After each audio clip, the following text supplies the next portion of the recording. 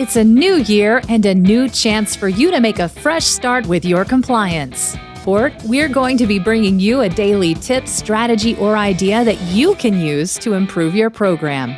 Here's your host, Tom Fox, the Compliance Evangelist. Day 24, Updates and Feedback.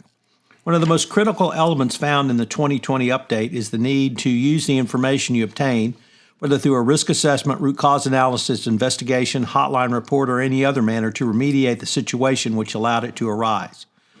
Under evolving updates, the questions were posed. How often has the company updated its risk assessment and reviewed its compliance policies, procedures, and practices? Has the company undertaken a gap analysis to determine if a particular area of risks which are not sufficiently addressed in its policies, controls, or training? What steps has the company taken to determine whether the policies, procedures, and practices make sense for a particular business or segment or subsidiaries? Does the company review and adapt its compliance program based upon the lessons learned from its own misconduct or that of companies it's faced? Your company should establish a regular monitoring program to spot issues and address them. Effective monitoring means applying a consistent set of protocols, checks, and controls tailored to your company's risk to detect and remediate compliance programs on an ongoing basis. To address this, your company team, or rather your compliance team, should be checking in routinely with the local finance departments in your foreign offices to ask if they have recently noticed any accounting irregularities. Regional directors should be required to keep tabs on improper activity in countries where they manage. These ongoing efforts demonstrate your company is serious about compliance. In an interview with Matt Kelly, Wei Chin said, "We wanted people to see that we put a lot of emphasis on evidence and data. You don't just tell us you have a hotline, you show us you know it's working and how you're using the information you gain from the hotlines.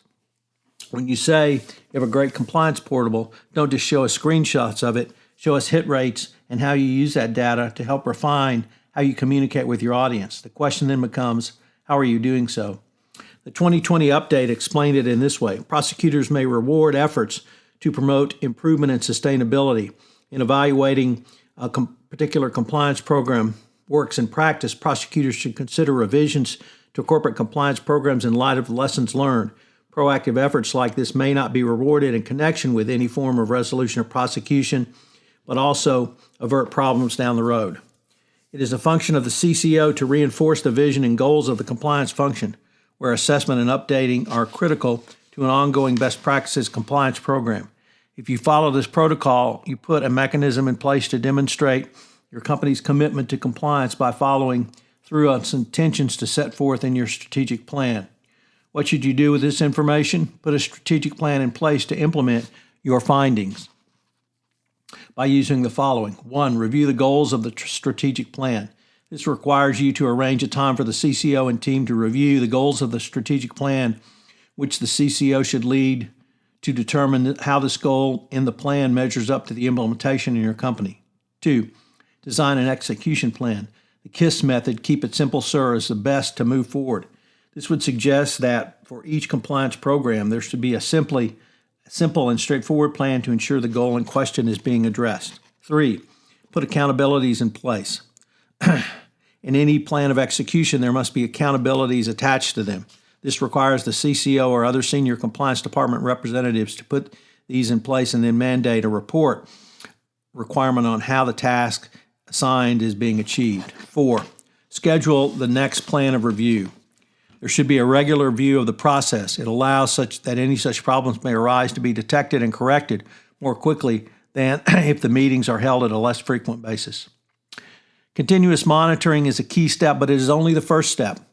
It is not simply that you tested your compliance program, but you did something with the information you obtained to improve your program. So what are today's 3 key takeaways? We're going to have a quick word from our sponsor, and we'll be right back with today's 3 key takeaways.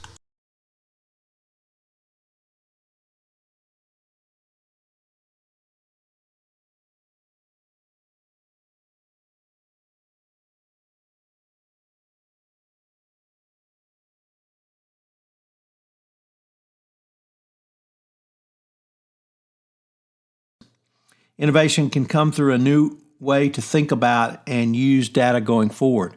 So in addition to your hotline, how are you inputting data that you obtain as a compliance practitioner? Are you looking at your policies and procedures and seeing who's reviewing them on your portal? Where are they doing business? What types of questions are they asking? Additionally, what type of questions are coming into the compliance department? Do you have a log of questions? Do you know where the questions came from? Do they relate to a specific geo-region? Do they relate to a specific product? Do they relate even to a specific customer? How are the training sessions going? What questions are being asked in training? Are you cataloging those questions? Are you following up with answers to those questions? Are you following up 3, 6, 9 months down the road? How are you using that information to incorporate it back into updating, or in the parlance of the Department of Justice, continuous improvement of your compliance program? Number 2, have a plan in place to use the information garnered in your monitoring incorporated back into your compliance program. It's not simply enough to have continuous monitoring. How are you going to use that information going forward? And number 3, always remember that document is critical if the regulators ever come knocking. This is Tom Fox again. Thank you for listening to this episode of 31 Days to a More Effective Compliance Program. I hope you will join me for the entire month of January, where I take a look at some of the significant changes in compliance and FCPA enforcement. 31 Days to a More Effective Compliance Program is a part of the Compliance Podcast Network. This podcast is a part of the C-Suite Radio Network. For more top business podcasts, visit c-suiteradio.com.